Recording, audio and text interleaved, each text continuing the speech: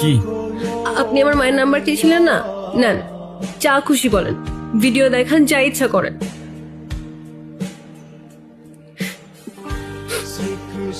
হ্যাঁ রে বল। Hello aunty, আসসালামু আলাইকুম। ওয়ালাইকুম সালাম। আপনি কে? এটা তো আয়েশার নাম্বার, ওর কিছু হয়নি তো? আরে না না আন্টি, ওর কিচ্ছু হয় নাই। আন্টি, আয়শার ব্যাপারে আপনাকে কিছু কথা বলার জন্য কল দিলাম। হ্যাঁ বলো। আন্টি, আপনার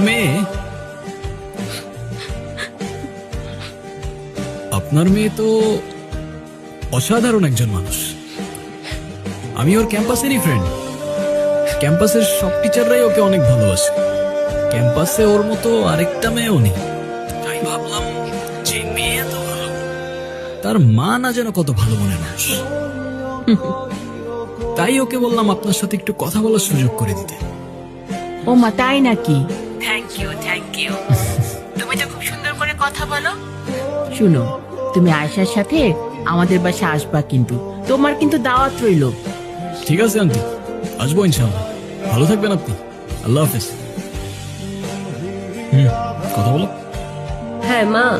হ্যাঁ রে, ছেলেটা কে? দেখতে কি অনেক সুন্দর, হ্যান্ডসাম নাকি খুব? কি মা, তুমি আবার কি শুরু করলা? আরে বল না। দূর মা, আমি এত কিছু বলতে পারবো না। আমার বাসায় আসতে সন্ধ্যা হবে, বাই।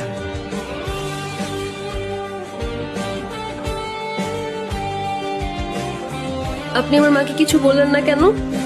সে তো আমি এমনিও বলতাম না। তুমি তো লিটারালি কান্না করছিলে। আমি তো নিজেও বুঝতে পারিনি তুমি এতটা ভয় পেয়ে যাবে।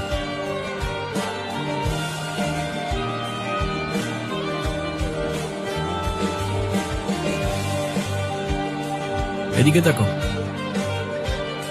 এদিকে তাকাও। তুমি তো জানো তুমি ভুল না, রাইট? বলো, রাইট অর রং? রাইট। তো তুমি নিজে যখন জানো তুমি রাইট, তোমায় যে যতই ব্ল্যাকমেইল করুক না কেন, দুনিয়ার কাউকে তোমার ভয় করার প্রয়োজন নেই।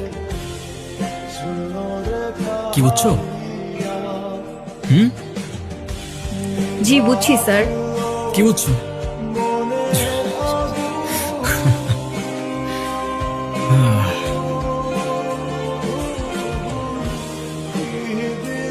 আবারও রাজধানীতে পাওয়া গেল সেই জেল পলাতক দলের আর এক আসামির লাশ।